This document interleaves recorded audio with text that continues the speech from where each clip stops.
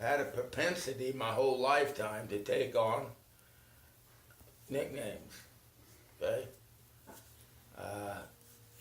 And I've often wondered why. It seems that I can't figure it out. In other words, give a guy a nickname, it's taken quite a lot of, initiative, or what do I call it? Guts. Yeah, guts. Give a guy a nickname. Well, I've carried many of them, and it seems like today, I'll go to the ward. I guess the oldest.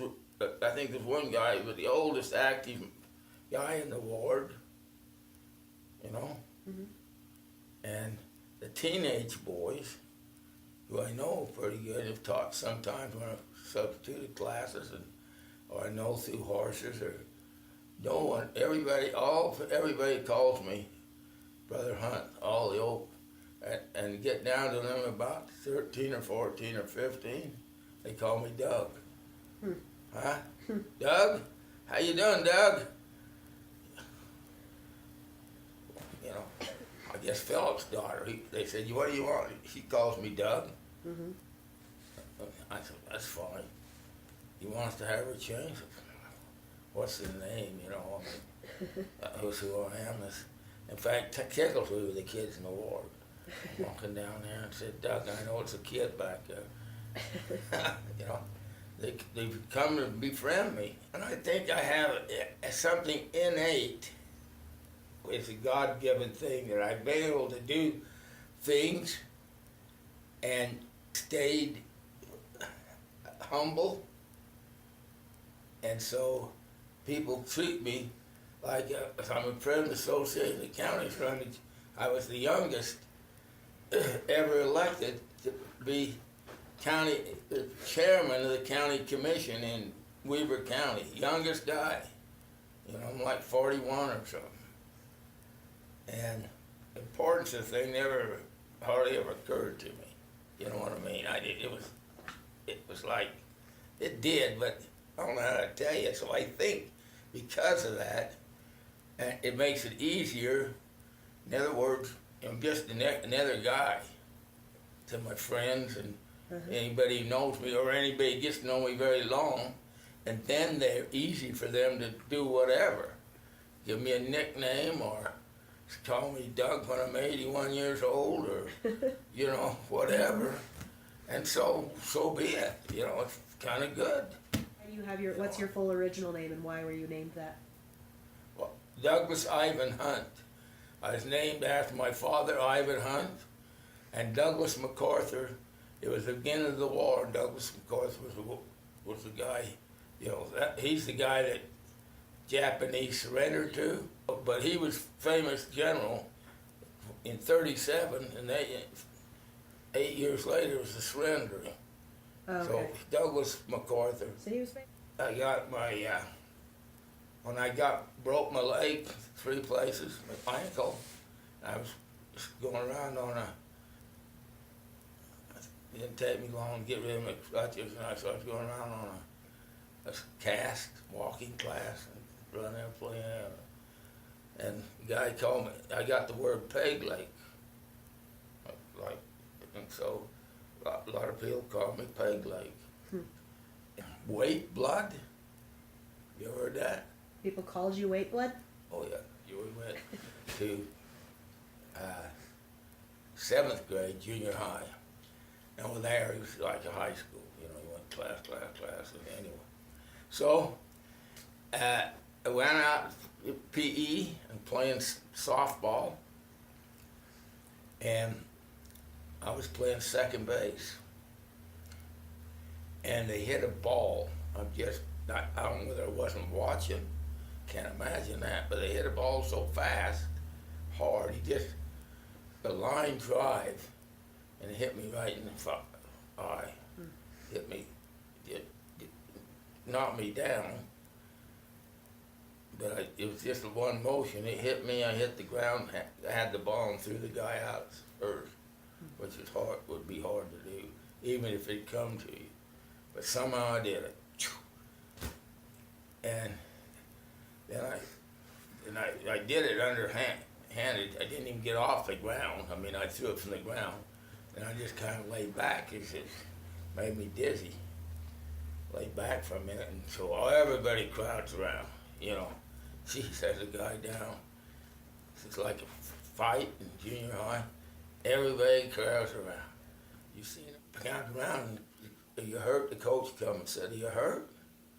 I said, "No." And he said, "Well, who are you?" What? You know, I was a new student. You know, I said, "My name's Doug Hunt." And he said, "Well, who's your parents?" And I said, "Jesse and Ivan Hunt and Gunlock." And he said, "Oh, come on, he's a Waite Blood, he ain't hurt." Huh? Hey, you know, this is nothing. He's a Waite Blood. Well, what I didn't know then was that he had coached down at Mesquite High School, actually Bunkerville High School, and my first cousins, who I went to the deal the other day, one's 100 and one's 92 and one's 97, they were his star players. Waite, their name's most Waite. My uncle, you know, they had the name Waite. And he'd been their coach, and he'd gone from there up to here. So that's why he knew the Waites. And so, hey, he said, come on, he's okay, he's a Waite Blood. You know what I mean? So that just caught on all the kids.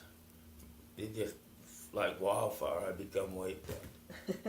And even when Bradley, even when I went to sell vans for your dad, and bull died, and he took the leather from it and made me chaps, and I still wear them. They're my chaps, but on the back, where it's got a lot of people putting like a name on a belt, it's got Waite Blood on my chaps. And even today, I'll hear somebody holler, "Hey, Waite Blood." It's a little uncommon now, but I'll still hear it. And my peers would call me Clancy, because Mike Clancy was a guy on radio. We didn't have television, so they had a radio program called Mr. Keene, Tracer of Lost Persons. Okay, and his assistant was Mike Clancy. And I got that because when we went to industrial arts, where you make things, the teacher, I guess, was a little lax, because we did whatever we wanted. So we finally got in there, so we made a lot of guns. Rubber guns, wooden guns, and played cops and robbers.